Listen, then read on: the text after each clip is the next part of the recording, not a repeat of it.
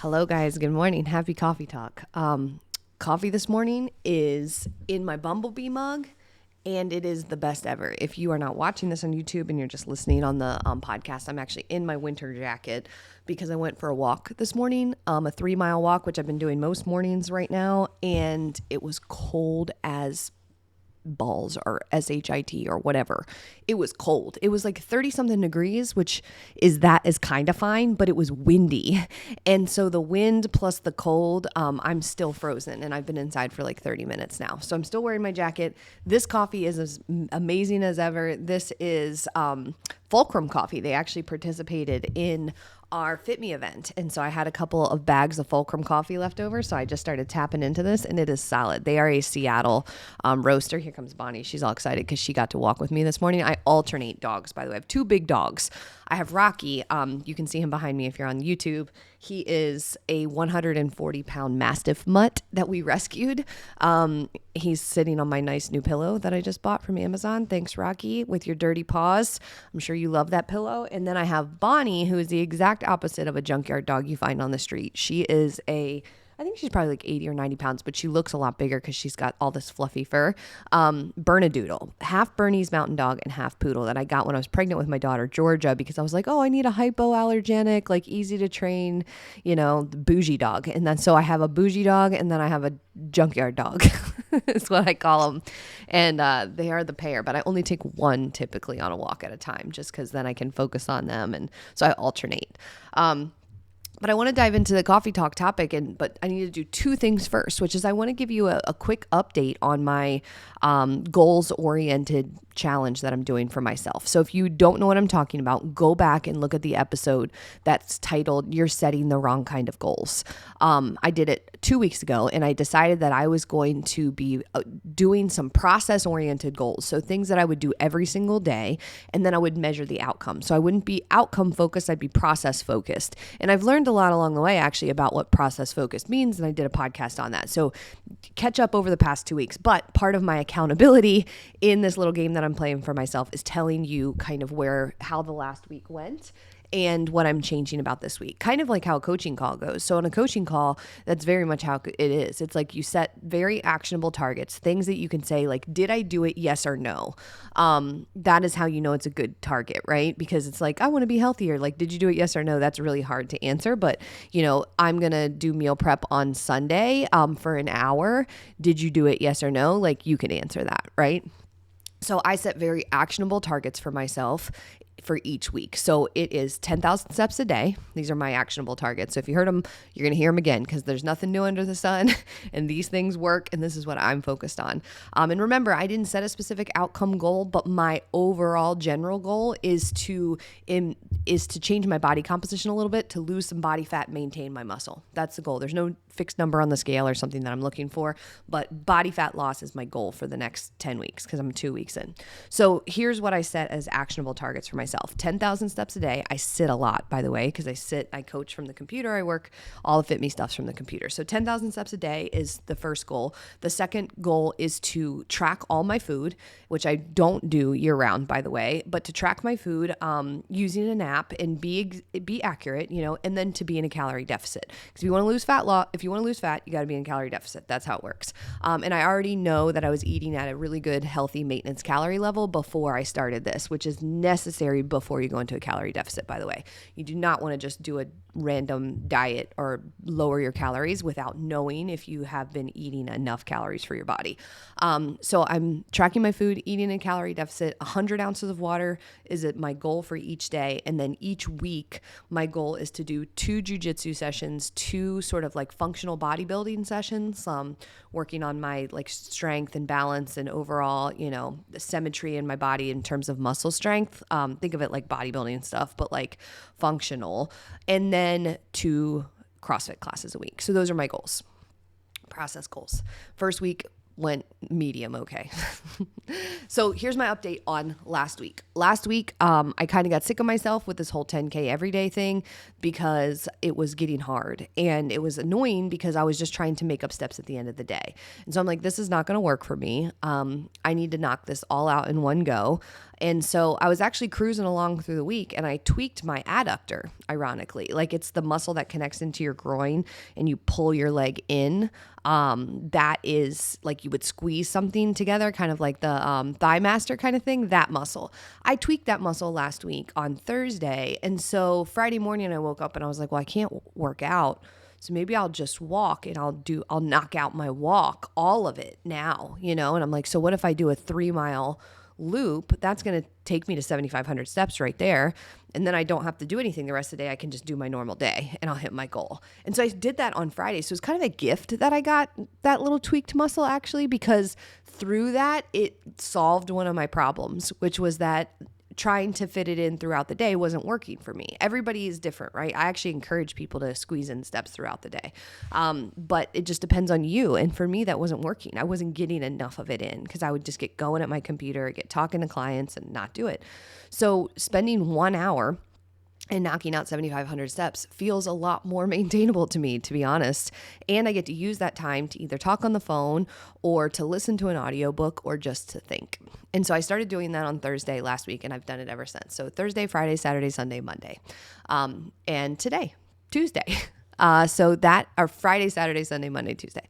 So I have done that and that has been a big improvement. So in terms of my process oriented goals, I learned something last week and through a tiny injury, I actually discovered a solution to my problem. So I'm going to try to do that as many days as possible. I don't know if I can do that every single day, but I'm going to try to do it as much as I can because that seems to work better for me. And then tracking my food, I did much better than the week prior. So I still did not do it every day. I think I tracked 6 out of 7 days, but I was only in a calorie deficit 4 out of 7, which when it comes to fat loss is actually not enough. P.S. So this week is a little bit more dialed in. I planned out. So what I learned is that, again, it's hard to wing it when you're trying to do something specific. So what I did this week is I planned out exactly what I'm going to eat for breakfast and lunch, and just made it simple. And then dinner's kind of like easy to make it fit and still hit my goals. So that's an improvement too. And so far so good this week. And then last is this water idea. That's the one that needs the most focus for me going forward. I have a water bottle sitting right behind me. I need to drink it. So anyways, and then I did hit 5 out of 6 of my committed workouts last week. So that was a big improvement too, because I think I only did 3 out of 6 the first week.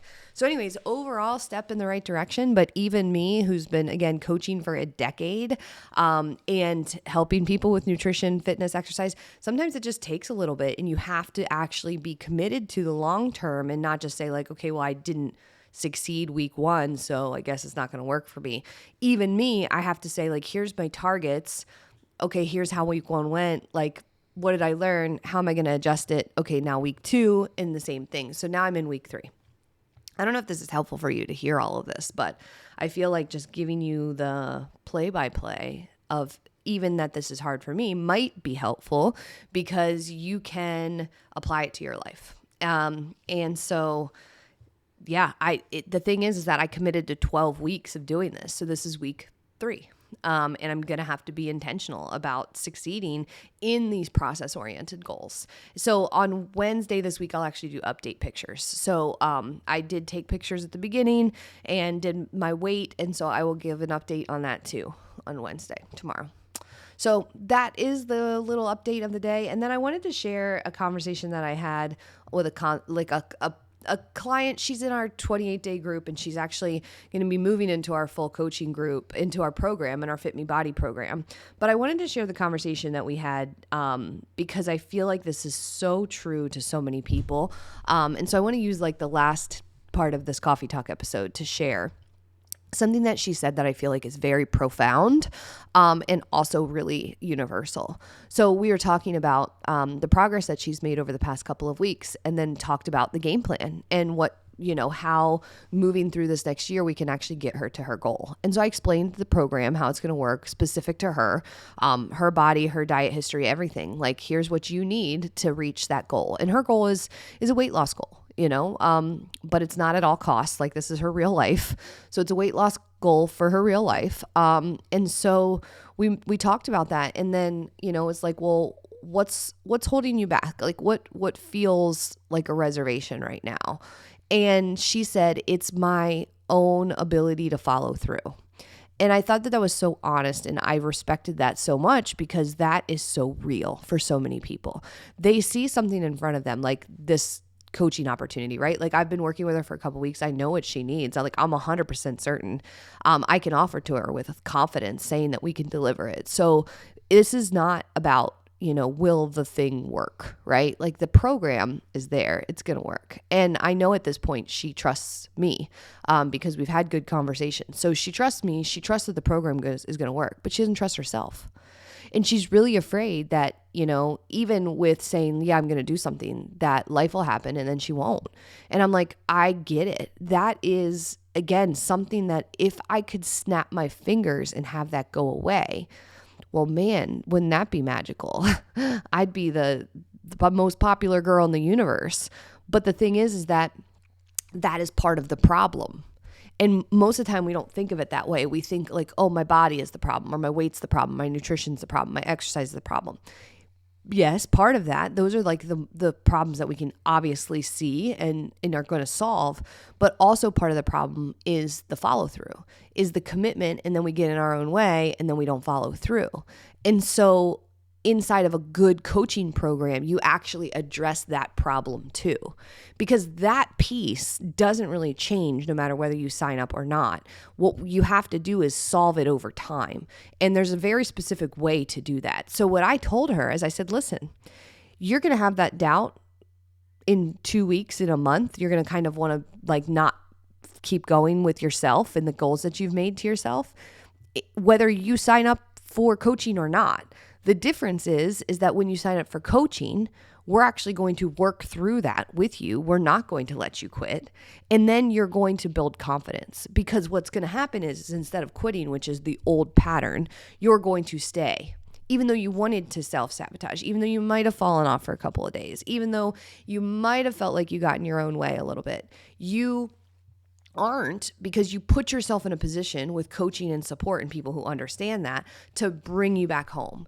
And when you do that, every single time you return to the goal because you have that support structure in place, you start to pave a new path in your brain.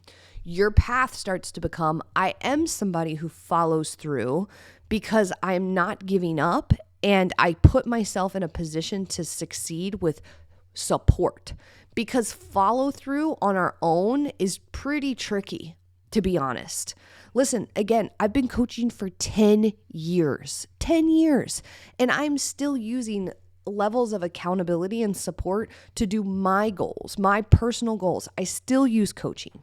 I still use like public discussions about that. I'm telling you what my goals are. It doesn't let me off the hook, And so it's not weird that when left to our own devices, we don't follow through, especially when something is hard or it's going to take a long time. However, that's a muscle that you can build, right? Like I am confident after seeing people push through these barriers over and over and over again, that all of a sudden those barriers become less difficult to push through.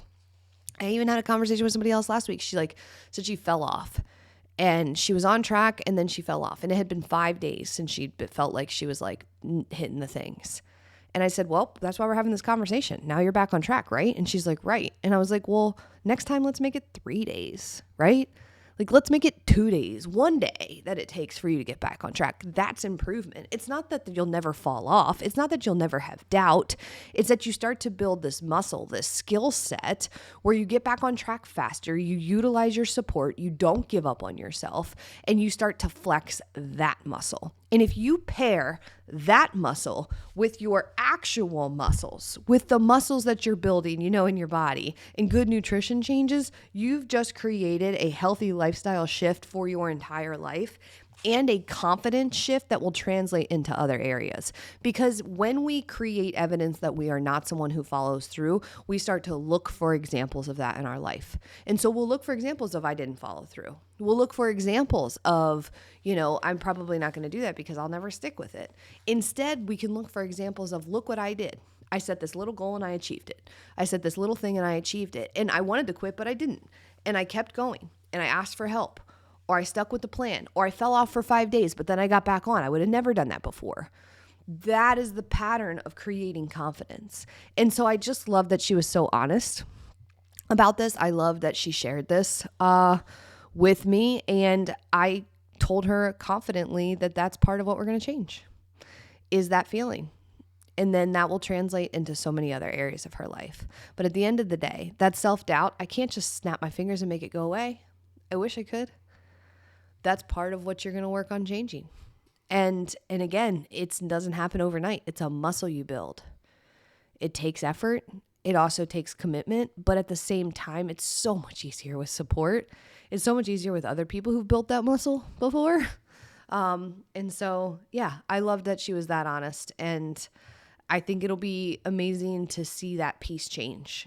And then her say, I'm going to set this goal, and because I'm going to do it. Even if it takes me a lot of attempts, or even if I struggle, I'm going to do it. Because that's what starts to happen. You start being able to set that in so many other places. And so that's my coffee talk message for today. I hope that was helpful. If you haven't done so, subscribe to Fit Me Coffee Talk on your favorite podcast platform. And if you're not a part of our Facebook group yet, go to Facebook, search Fit Me Community, request to join the group, and I will add you there. Hope to see you over there. Bye.